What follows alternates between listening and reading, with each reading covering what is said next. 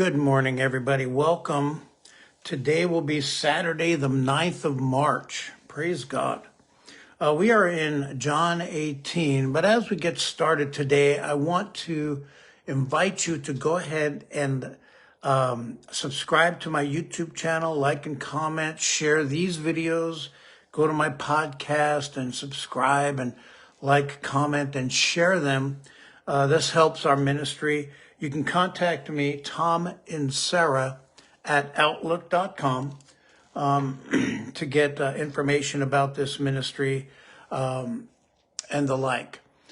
Today is a little cloudy, rainy day in Redding, California. Yesterday and the day before were just beautiful sunshine. So it's exciting. Anyway, here we are. John, the 18th chapter. Peter, starting in verse 15, Peter and another disciple followed along behind them as they took Jesus into the courtyard of Annas' palace. Since the other disciple was well known to the high priest, he entered in. Now, we don't know who this other disciple is. Many people say it was John, who'd never really mentioned himself, except as the disciple that Jesus loved. It could have been Nicodemus, which would explain why this disciple was well known to the high priest. So it's just hard to determine. And that would also explain why he was included in all the proceedings. But be that as it may, we don't know who this other disciple was. But Peter, verse 16, but Peter was left standing outside by the gate. And then the other disciple came back out to the servant girl who was guarding the gate and convinced her to allow Peter inside. And again, we're not sure if it's Nicodemus or John. This would probably give an argument for John. So, we have an argument for both of them. But anyway, Peter gets inside, and as he passed inside, a young servant girl guarding the gate took a look at Peter and said, "Aren't you one of his disciples?" Well, he denied it. "No, I'm not." Now, because it was cold, the soldiers and guards made a coal fire and were standing around it to keep warm. So Peter huddled there with them around the fire. Okay, so this is the first of his denials. All right, so he comes and now he's warming himself by this coal of fire. And a lot of times, I want to just say this, it's not inferred here, but sometimes when you are fearful or discouraged, you're going to find fellowship with people just to fit in. And that's what Peter was doing. He was trying to be a part of the mob as opposed to separated as his disciple. Now Peter's around this fire, he's keeping warm, he's doing something normal at this moment. And then the high priest interrogated Jesus concerning his disciples and his teachings. Now, it's interesting that Annas is concerned about Jesus' disciples. Just understand this, the religious spirit is always concerned with impressive numbers, even though Jesus only had 12 people that followed him closely for 3.5 years.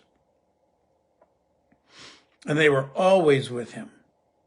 The religious spirit loves numbers. They want the church to grow in numbers so that they can say that they were a success.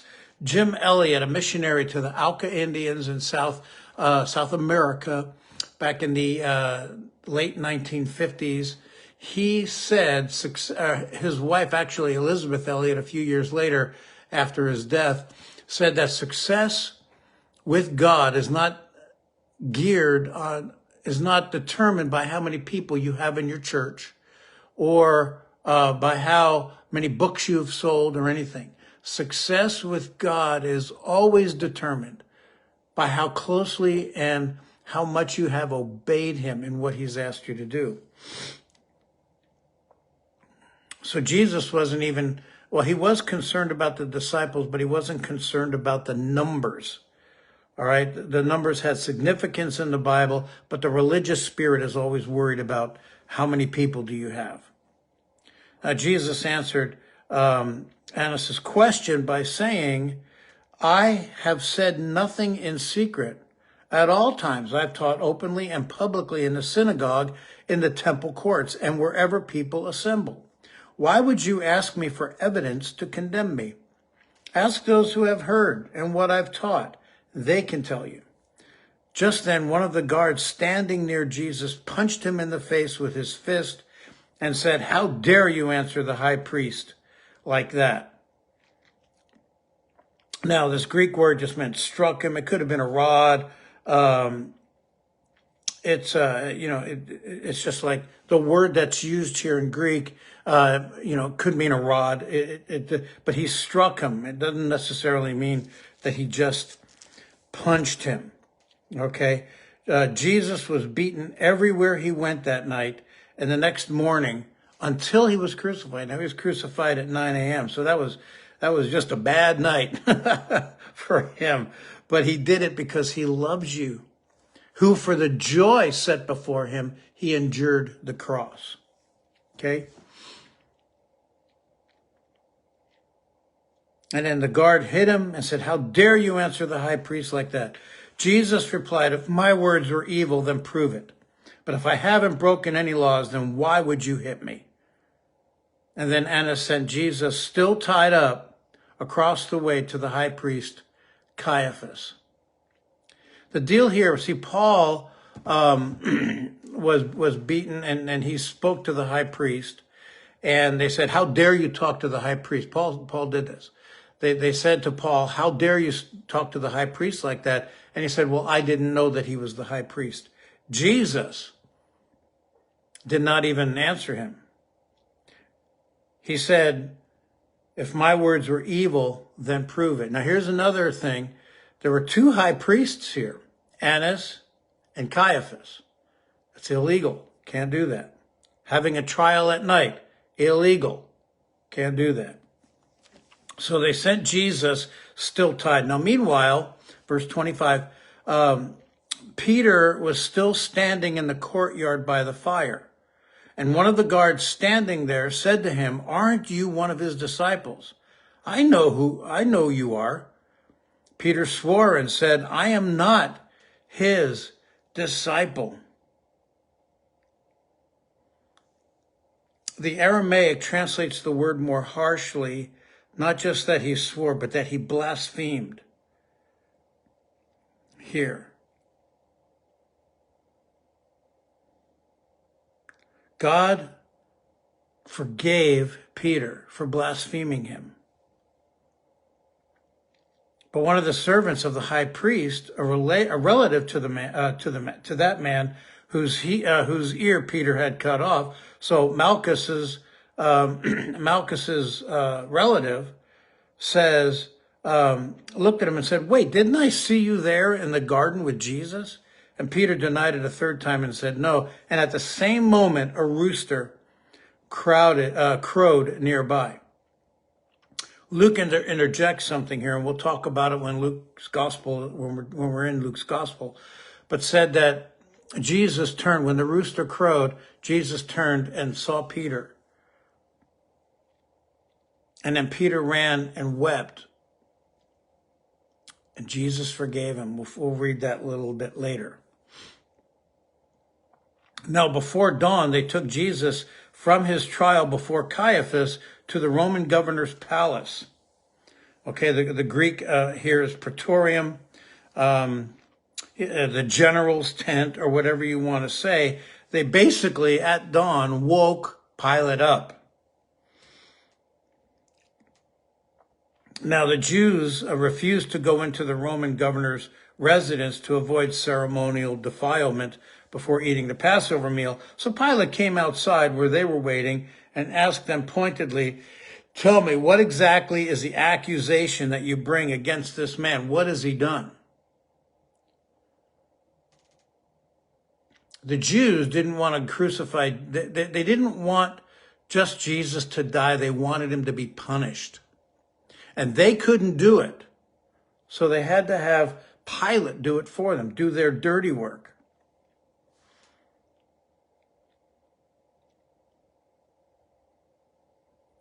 remember, this is before dawn. So it could have been about 4 or 5 in the morning, something like that. And the governor had to get dressed and come out. There was all this stuff. So he came out, and it just shows the patience of Pilate here, because he could have easily gotten the Jews arrested for waking them up. This is an illegal trial. This is an illegal thing that took an illegal event. The whole thing is illegal. 2 high priests, can't do it. Trial by night, can't do it. Waking the governor up, can't do it. All of this is illegal. Okay? And then they answered, we wouldn't come here and hand over this criminal to you if he wasn't guilty of some wrongdoing. Okay? This word that's used for hand over can also mean betrayed. Betrayal. We wouldn't be coming here to betray this criminal to you if he wasn't guilty of some wrongdoing. They didn't even have a charge against him. They just said, well, you're going to have to find this out. Pilate said, very well, then you take him yourselves and go pass judgment on him according to your Jewish laws. But the Jewish leaders complained and said, we do not have legal authority to put anyone to death. You should have crucified him.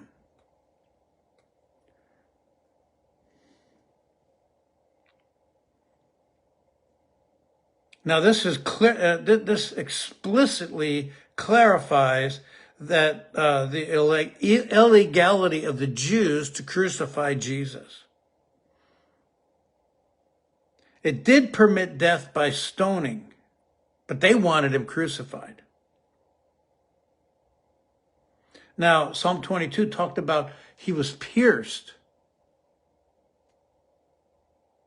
He was on the tree.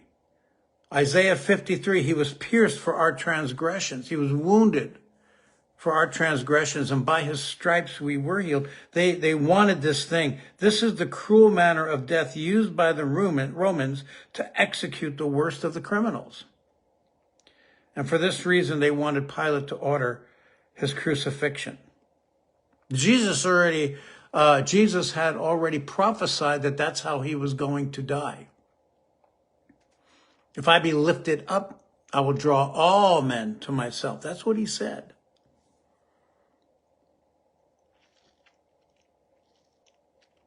Recognize this whole scene, if you will. There was a desperation by the Jewish leaders to have Jesus crucified. It was desperate for them. They desperately wanted him crucified. They didn't want to stone him. They wanted him crucified. I think part of it had, and this is me, but I think part of it had to do with the fact that he disappeared out of their sight many, many times. Or a few times at least. And they didn't want that chance to be taken again. Now, the Romans were brutal people. I'm Italian, Sicilian actually, and the Roman Empire, they were brutal. They didn't treat you nicely.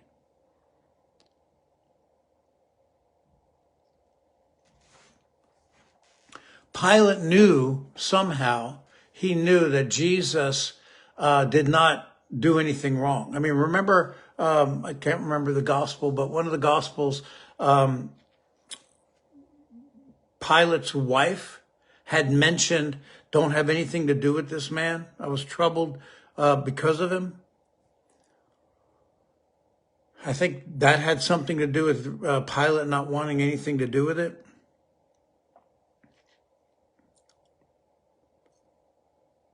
The Jews were desperate to have Jesus crucified. They wanted him crucified. They wanted him dead. I don't know why. He was nothing but good. But the only thing is, he caused the religious leaders a lot of uncomfortable moments. And I think that's what the deal was. I don't know. It's tough to know in situations like this. So I'm saying these things to you today because it's important to recognize what Jesus had to go through, because he says it was a joy for him in Hebrews chapter 12, who for the joy set before him endured all of these things. You can only understand that Jesus hadn't slept in at least 24 hours. They took him at his weakest. They took him at physically at his weakest point.